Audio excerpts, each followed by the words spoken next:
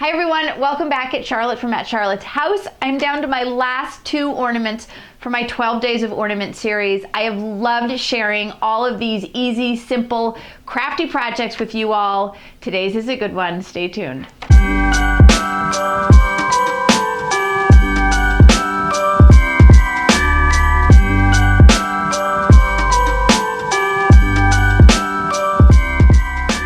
At the end of every year, I have so much scrap wood in my garage, and a lot of it is under 12 inches, so there's not too much I can do with it.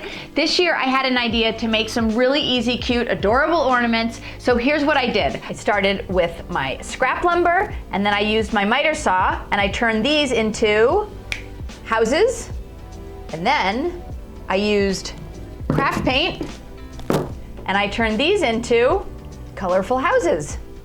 It's important that you use paint pens for this. A Sharpie will just bleed right into the wood. I am no artist, but if you are a doodler, I feel like you could come up with some really fun patterns. I'm always thinking of ways to involve the kids with these ornaments, and if you paint these houses and hand them over to the kids, I think it would be really cute to see what details they add. Once you've added all the little doodles that you want, I'm gonna go back and I'm gonna drill a hole in the top. If you don't have a drill, you can obviously just glue a ribbon.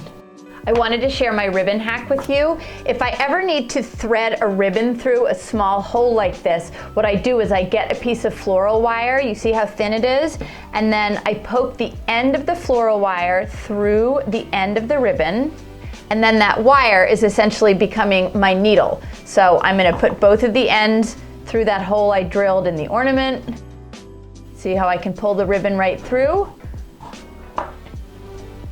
I can trim that edge off the ribbon, tie a little knot, and I've just made an ornament.